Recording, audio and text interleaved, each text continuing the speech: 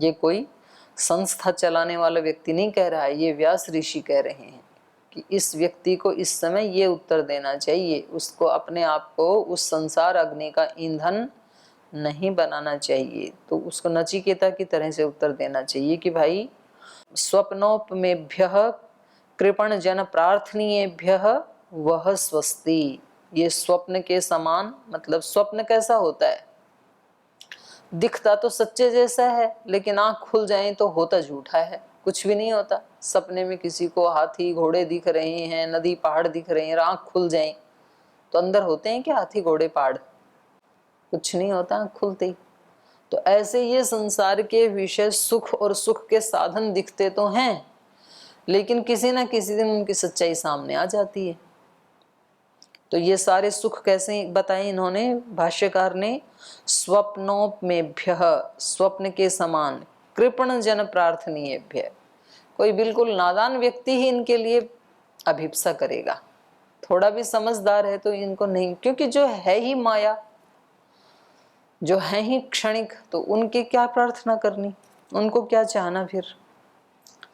तो कृपण जन प्रार्थनीयेभ्य विषयेभ्य इति एवं निश्चित मति ही, तो ऐसी निश्चित मति के साथ इस योगी को समाधिम भावयेत, समाधि की भावना करनी चाहिए कि भाई मुझे तो मधुभूमिक साधना में अभी मैं उतरा हूं और मुझे मधु प्रतीका तक पहुंचना है, मधु प्रतीक समाधि तक मुझे जाना, ऐसी इसको भावना करनी चाहिए।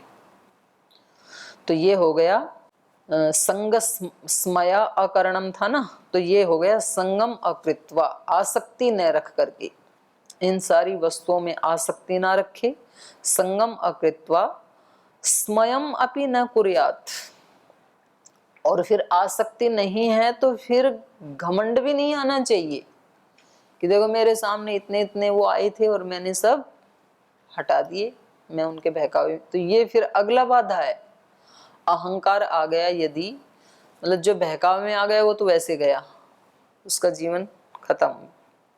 एक रास्ता मिल गया था मुश्किल से, वो जो है ना 84 लाख दरवाजे, जिस गोल चक्कर में सारे बंद एक ही खुला हुआ है, और दुर्भाग्य से जब उसके पास आया तो खुजली चल गई, अब फिर जाओ 84 लाख काट के आओ। तो एक बार इस रास्ते पे आ गई और फिर किसी ने ये प्रलोभन रखे और वो व्यक्ति बहक गया, तो गया बहुत लंबे काल के लिए, वो तो ऐसे गया। और जिसने छोड़ दिया प्रलोभन तो, लेकिन अहंकार आ गया मन में, स्मया, गर्व आ गया कि देखो मैंने सब छोड़ दिया, मैं तो आजकल देवों के लिए भी प्रार्थनीय हो गया हूँ, तो वो भी जाएगा।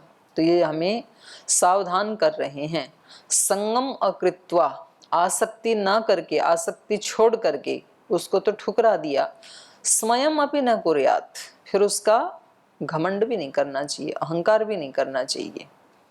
एवं अहम देवानाम अपि प्रार्थनीय इति, अरे मैं तो इतनी ऊंची साधना से युक्त हो गया कि मैंने देखो उन देवों का प्रार्थना को भी ठुकरा दिया, देव भी आजकल मेरी प्रार्थना, मेरी कामना करते हैं, मुझे बुलाते हैं, ऐसा हो गया मैं आजकल। तो अपने मन में सोच लेता है ना साधक, तो ये भी अनिष्ट का कारण होता है। फिर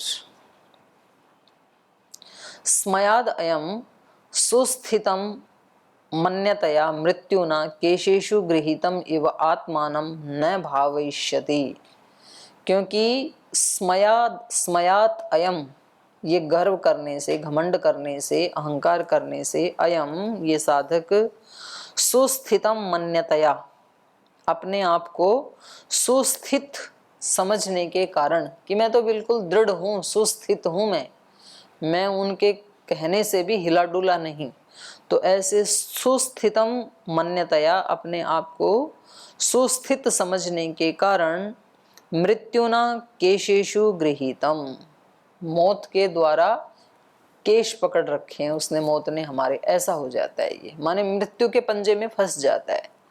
क्योंकि जैसे ही कोई दोष आया तो तुरंत मौत हमें पकड़ लेती है। यस्य छाया अमृतम यस्य मृत्यु, उसके आश्रय में रहना तो बचना है, अमरता है, और उससे थोड़ा दूर होते ही मृत्यु है सीधी। तो दूर होने का मतलब ये जब नेगेटिव वर्ग के पंजे में होते हैं हम, अहंकार के, गर्व के, आसक्ति के, तो ये सब ईश्वर से दूर वाले हैं। तो हम समझ लो मृत्युना केशेषु गृहीतम इव, मानो कि मौत ने केस पकड़ रखे हैं हमारे। और कहते हैं कि व्यक्ति और कहीं से तो छुड़ा भी लेता है, पर जब उसकी चोटी पकड़ी जाती है ना, तो फिर वो छुड़ाया नहीं जा सकता है। तो इसलिए पहले चोटी पकड़ कर झगड़ा करते थे, केशा केशी, क्योंकि वहां से फिर हैं छूट नहीं सकता है ना, वो ऐसे घुमाता रहता है उसको केश पकड़ के, तो वो बेचारा हाथों को ऐसे ऐसे करता रहता है। तो मौत ने हमारे केश से पकड़ रखा है, ये समझ लो। यदि ये भाव आ गया कि मैं तो बहुत सुस्थित हूँ, मैं कंपायमान नहीं हुआ, मैं इन प्रलोभनों में नहीं फंसा, तो मृत्युना केशेषु गृहीतम इव आत्मानम न भावयिष्यति, बोले अपने आप को समाधि तक नहीं पहुंचा पाएगा फिर ये व्यक्ति, वहीं रह जाएगा फिर। तो इसलिए दोनों ही नहीं करना, प्रलोभन में भी नहीं आना और प्रलोभन में न आकर के गर्व भी नहीं करना, अहंकार भी नहीं करना।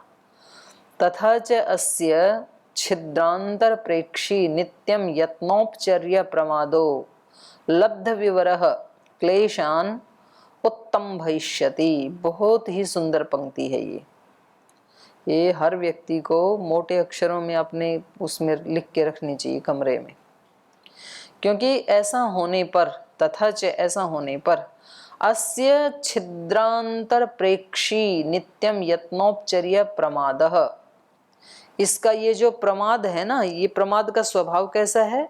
छिद्रांतर प्रेक्षी, किसी भी छिद्र से अंदर घुस जाने वाला प्रमाद। और दूसरा विशेषण क्या है? नित्यम यत्नोपचर्य, नित्य यत्न से जिसको रोका जा सकता है, प्रयत्न पूर्वक प्रमाद को रोका जा सकता है। यदि प्रयत्न छोड़ दिया तो प्रमाद आ ही जाएगा। नित्यम यत्नोपचर्य, नित्य यत्न से उपचार किए जाने योग्य, हटाए जाने योग्य प्रमादः, जो प्रमाद है वो लब्ध विवरः, छिद्र को, इस छिद्र को प्राप्त करके, विवर मतलब छिद्र, कौन सा छिद्र? अहंकार या गर्व, स्मया।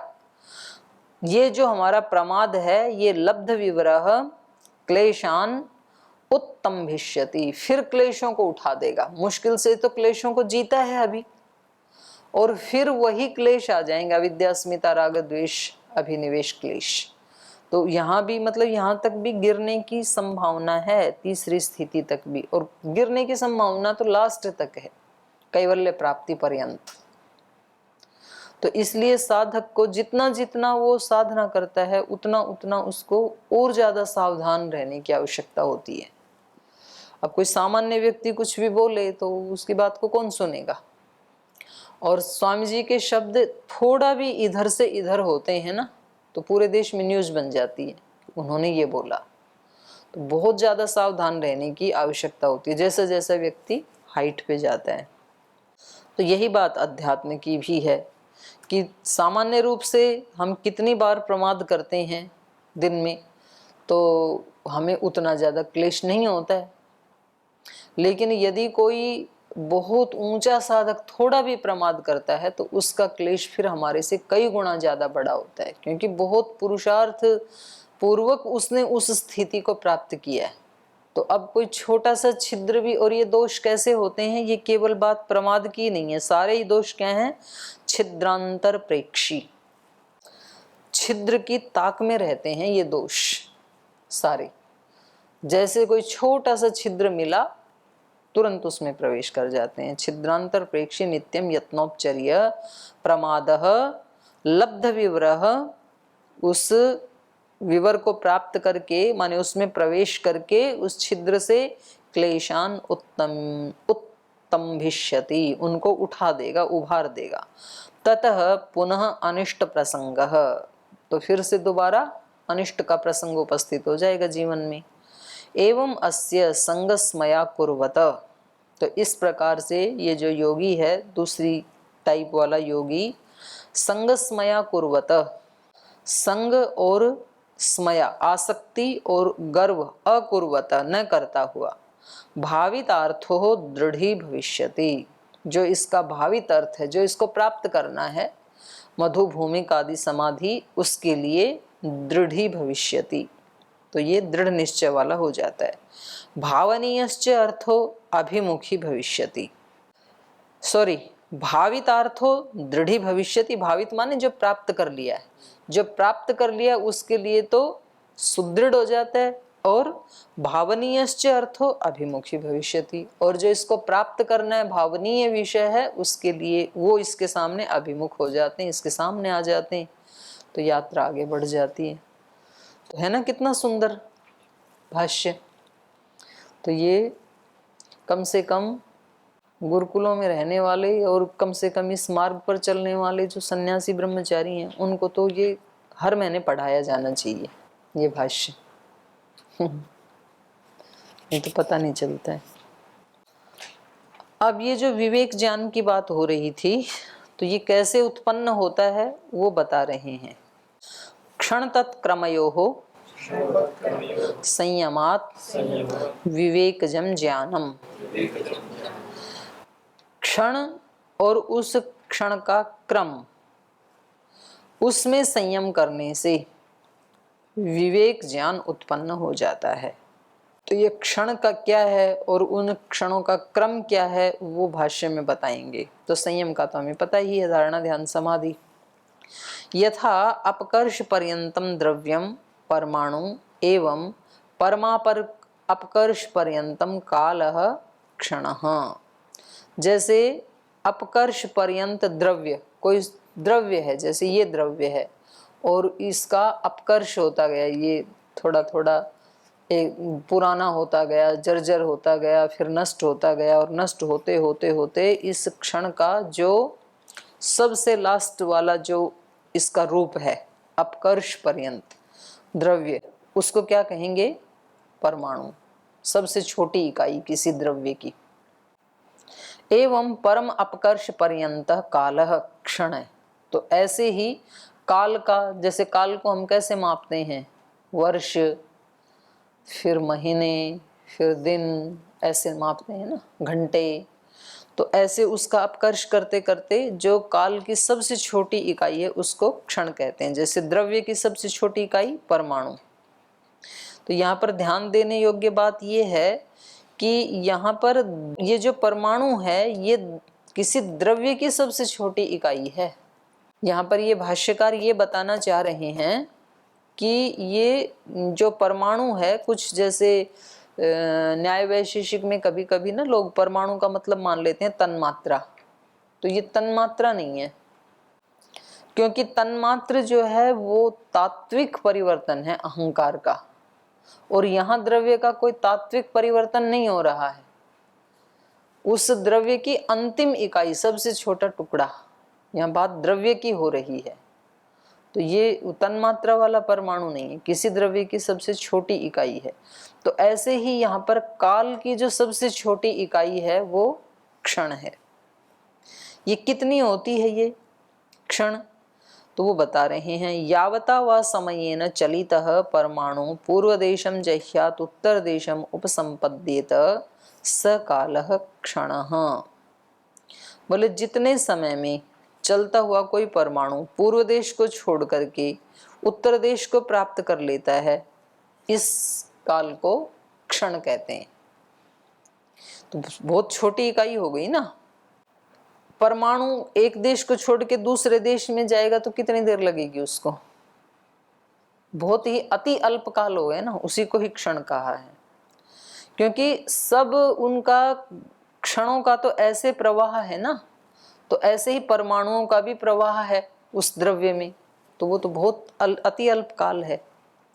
तो कह रहे हैं तत्प्रवाह अविच्छेदस्तु क्रमः, और वो जो क्षणों का प्रवाह है उसका अविच्छेद माने उनका सातत्य, उन क्षणों का जो सातत्य है उसको क्या कहेंगे? क्रम। तो ऊपर सूत्र में कहा ना क्षण तत्क्रमयोः, तो अति सबसे छोटी इकाई काल की वो हो गई क्षण, और उन क्षणों का जो अविच्छेद प्रवाह, जो सतत प्रवाह है, जो टूटता नहीं है, उसका नाम है क्रम। क्षण तत्क्रमयोः नास्ति वस्तु समाहार।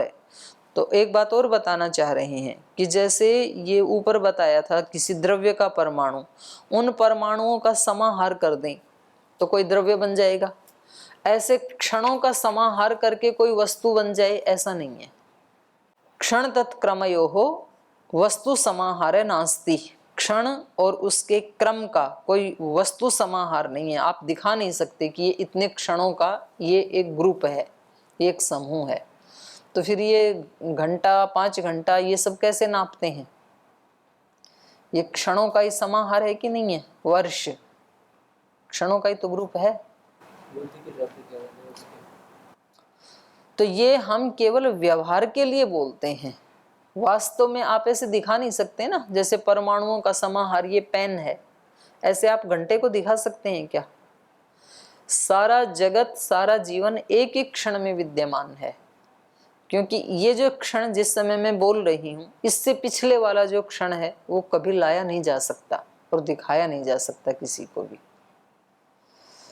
हम अपना 5-10 साल पुराना जो जीवन था उसको वापस ला सकते हैं क्या? इन क्षणों का समाहार करके, जोड़ करके कभी नहीं ला सकते। 5-10 साल तो छोड़ो, अभी 5 सेकंड पहले वाला समय कभी भी नहीं आएगा जीवन में, गया वो एक ऐसे ही जा रहा है एक एक क्षण, और जो चला गया एक क्षण वो कभी वापस नहीं आता है। तो हम स्मृति के आधार पे व्यवहार करने के लिए उसका प्रयोग कर लेते हैं समाहार की तरह से। क्षण तत्क्रमयोर नास्ति वस्तु समाहार इति बुद्धि समाहार मुहूर्तम अहोरात्रादय। तो ये जो मुहूर्त अहोरात्रादि जो शब्दों का हम प्रयोग करते हैं, तो ये क्या है? बुद्धि समाहार है। ज्ञान के स्तर पे हम इनका समाहार कर लेते हैं व्यवहार के लिए, वास्तव में होता है नहीं।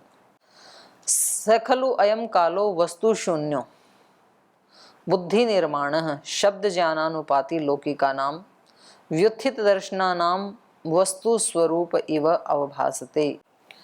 तो कह रहे हैं ये जो काल है ये कैसा है? सखलु अयम कालो वस्तु शून्यो, कोई वस्तु नहीं है काल का समाहार करके दिखा दें द्रव्य की तरह से, पदार्थ की तरह से, वस्तु शून्य है ये। और बुद्धि निर्माण, इसका निर्माण किससे होता है? बुद्धि से होता है, ज्ञान के स्तर पे होता है। ये जो अहोरात्र आदि हैं या मुहूर्त आदि हैं ये बुद्धि का निर्माण है। शब्द ज्ञानानुपाति लौकिका नाम, तो जैसे हमने वहां पढ़ा ना शब्द ज्ञानानुपाति वस्तु शून्यो विकल्प, तो ऐसा ही ये काल भी उसका उदाहरण बनेगा। शब्द ज्ञानानुपाति तो है लेकिन वस्तु शून्य है, कोई समाहार नहीं, कोई वस्तु नहीं है क्षणों की इकट्ठी की हुई।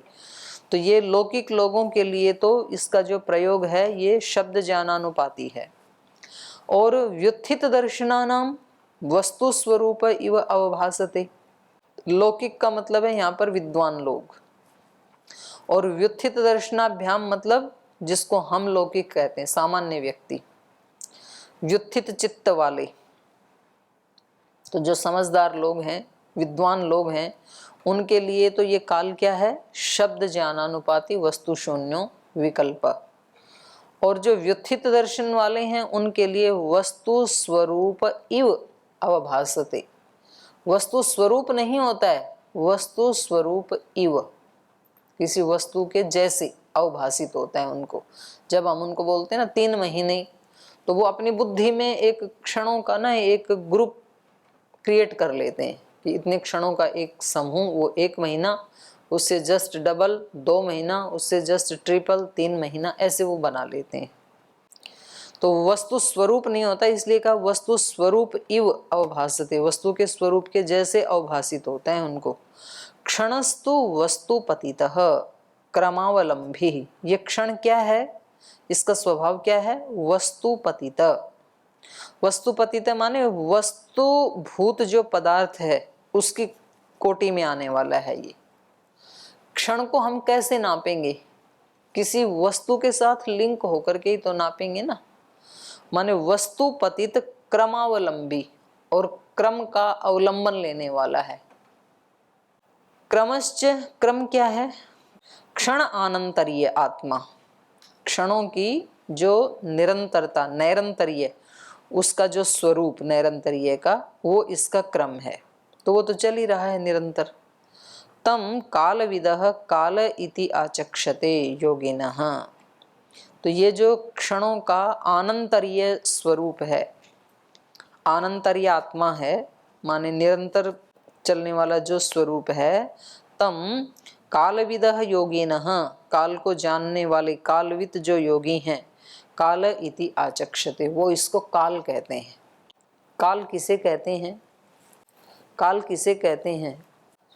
क्षणों के निरंतर सतत प्रवाहित होने वाले प्रवाह क्रम को ही काल कहते हैं। यही तो बताया इन्होंने। वो तो क्रिया तो किसी वस्तु, यहाँ कहा ना इन्होंने, ये क्या है? वस्तुपतितः, क्योंकि वो क्रिया किसी वस्तु में दिखेगी ना आपको। चावल पक रहा है तो चावल में दिखेगी। वो क्रिया क्या है? वो क्षणों का सतत प्रवाह है। तो ऐसे देखता है योगी। तो वस्तुपतितः क्रमावलंबी, और क्रमश्च, क्रम क्या है? क्षण आनंतर्य आत्मा। तम कालविदः योगिनः काल इति आचक्षते न च द्वौ क्षणौ सह भवत, कभी भी दो क्षण एक साथ नहीं होते। तो इस दृष्टि से जब देखते हैं तब तो ये जो क्षणिकवादी कहते हैं ये तो ठीक है ही, एक एक क्षण में चीजें चेंज हो रही हैं, क्योंकि वो पिछला क्षण का काल जिस वस्तु के साथ जुड़ा हुआ था, अगले क्षण में वो उस काल से भिन्न है, तो अपने आप में भिन्न वस्तु हो जाती है वो अगले ही क्षण में। पर बस उनका इतना है कि वो पूरा का पूरा ही जो आमूल चूल परिवर्तन बोल देते हैं ना, तो वो थोड़ा सा व्यवहार की दृष्टि से गले उतरता नहीं है। बाकी तो ठीक ही है, क्योंकि कभी भी दो क्षण एक साथ नहीं रहते हैं। तो इस संसार का अस्तित्व जो है वो कितने समय में है, कितने काल में है? सृष्टि एक क्षण में है, बस इसी क्षण में। इससे पहले वाला क्षण नहीं है और आगे वाला भी नहीं है। हर वस्तु केवल एक क्षण में है, तो इसलिए वो इस बात को कहने के कारण उनको कह दिया जाता है क्षणिकवादी। हर वस्तु क्षणिक है, ऐसे बोल देते हैं। तो वैसे एक दृष्टि से वो ठीक कह रहे हैं, पर उस भाव को लेकर जिस व्यक्ति ने कहा होगा, हो सकता है उसने इसी भाव से कहा होगा, लेकिन दूसरों ने उसको कुछ दूसरी दिशा में भेज दिया, तो इसलिए वो फिर थोड़ा खंडन के योग्य हो जाता है। तो ये कह रहे न च द्वौ क्षणौ सह भवत क्रमश्च न द्वयोः सह भुवोः असंभवात्, और कह रहे हैं ये जो क्रम है, क्रमश्च न द्वयोः, दो का नहीं हो सकता है क्रम कभी भी। अब जब दो नहीं है तो क्रम कैसे बने? क्योंकि क्रम तो तभी बने कि जब कई सारे क्षण ऐसे दिखाई दें चेन में हमें, तभी तो क्रम कहें हम। और ये कह रहे हैं कि दो क्षण का भी कभी सहभाव नहीं होता है, तो क्रम कैसे बनेगा फिर? क्रमश्च न द्वयोः, तो दो का क्रम होता नहीं है कभी भी। सहभुवो असंभवात्, क्योंकि दो क्षणों का एक साथ होना असंभव है, संभव ही नहीं है। पूर्वस्मात् उत्तरभाविनो यद आनंतर्यम क्षणस्य सक्रमः, तो कह रहे हैं क्रम किसको कहें फिर? पूर्वस्मात् उत्तरभाविनो यद आनंतर्यम, पहले वाले से अगले में जाने का जो आनंतर्य है वो क्या है? क्षणस्य क्रमः, वो क्षणों का क्रम है। तस्माद् वर्तमान एव एक क्षण न पूर्वोत्तर क्षण संति इति, तो ये भाष्यकार ने बोल ही दिया ना स्पष्ट। वर्तमान एव एक क्षण है, अस्तित्व किसका है? इस वर्तमान क्षण का ही है। न पूर्वोत्तर क्षण संति इति, पूर्व वाला क्षण भी नहीं है, उत्तर वाला भी नहीं है, तो हमेशा अस्तित्व वर्तमान का ही है, वर्तमान क्षण का है। तो जिंदगी कितनी लंबी है? एक क्षण की है जिंदगी सबकी। तस्मात् नास्ति तत्समाहार, इसलिए उन क्षणों का समाहार नहीं होता है। ये तो भूत भावी न क्षणाः ते परिणामान्विताः व्याख्येयाः, तो बोले ये जो भूत भविष्य क्षण जो कहे जाते हैं ये परिणामान्विता व्याख्या, परिणाम से अन्वित होकर के, माने अतीत लक्षण परिणाम, अनागत लक्षण परिणाम, ऐसे। तो सामान्य रूप से ये उनके अनुगत कहे जाते हैं भूत भविष्य के। ये तो भूत भाविनः क्षणाः, भूत या भविष्यत काल वाले जो क्षण हैं, ते परिणाम अन्विता, तो वो परिणाम के साथ अन्वित होकर के कहे जाते हैं। व्याख्या कहे जाने चाहिए परिणाम अन्वित होकर के, अतीत लक्षण परिणाम या अनागत लक्षण परिणाम, तो ऐसे उनको कहा जाना चाहिए। तेन एकेन क्षणेन कृत्स्नः लोकः परिणामम अनुभवति, तो कह रहे हैं एकेन क्षण, इस एक क्षण से ही, इस एक क्षण के द्वारा ही कृत्स्नो लोक है, संपूर्ण लोक परिणामम अनुभवति, उस परिणाम का अनुभव करता है। क्योंकि अस्तित्व एक ही क्षण में है, तो जो भी परिणाम हुए हैं इसका अनुभव हम कब कर सकते हैं? एक ही क्षण में कर सकते हैं। हमारे जीवन में जो कुछ भी अभी तक घटित हुआ उसका अनुभव हम इसी क्षण में कर सकते हैं। पीछे वाला गया, आगे वाला आया ही नहीं अभी, तो अस्तित्व इसी क्षण का है। तेन एकेन क्षणेन कृत्स्नो लोक परिणामम अनुभवति तत्क्षणोपारूढ़ा खलु अमे धर्माः, तो यो जो क्षण है जिसका अस्तित्व है उसी क्षण के ऊपर उपारूढ़ ये सभी धर्म रहते हैं। कौन से सभी धर्म? भूत भविष्य वर्तमान, ये सब उसी पे आरूढ़ होते हैं। तयोः क्षण तत्क्रमयोः संयमात्, तो वो जो क्षण है और उन क्षणों का जो क्रम है उसमें संयम करने से, तयोः साक्षात्करणम, उनका जो साक्षात्कार करना है, ततश्च विवेकजम ज्ञानम प्रादुर्भवति, उससे विवेक ज्ञान की उत्पत्ति होती है। क्योंकि ये हर क्षण में जब जागरूक रहेगा, एक एक क्षण के ऊपर ये संयम करता रहेगा, तो इधर उधर की चीज आने का वो ही नहीं ना, अवकाश ही नहीं है। हर क्षण को इसको देखना है। जैसे विपश्यना आदि में जो करवाते हैं, ध्यान आदि करवाते हैं, तो वो कहते हैं एक सांस भी आपकी ऐसी नहीं जानी चाहिए जो आपने नहीं देखी, तो फिर व्यक्ति को दूसरा विचार आने का चांस ही नहीं है ना। क्योंकि सांसों का एक तारतम्य है, प्रति क्षण चल रहा है श्वास, तो ऐसे योगी एक एक क्षण में संयम करता है, उसको देखता है, तो उससे फिर जो चीज जैसी है वैसी दिखाई देगी, तो विवेक अपने आप ही उत्पन्न हो जाएगा। खूब सारे विचार दिमाग में चल रहे होते हैं और हम आराम से बैठे आंख बंद करके, तो विवेक हो कैसे? क्योंकि हम खाली नहीं है ना। तो ये यहाँ विवेक ज्ञान की प्राप्ति हो गई। अब इसकी थोड़ा सा और ये बताएंगे कि भाई इस विवेक ज्ञान से होता क्या है, तो ये अगले सूत्र में बताएंगे कि जाति लक्षण देश से जिनकी अन्यता है और या अन्यता नहीं है, अनवच्छेदात् तुल्यो ततः प्रतिपत्ति, ततः माने उस विवेक से उसकी प्रतिपत्ति होती है। तो ये लास्ट हमारे 3 सूत्र बचे हैं, इनको हम कल पूरा करेंगे। आज यहीं विराम लेते हैं।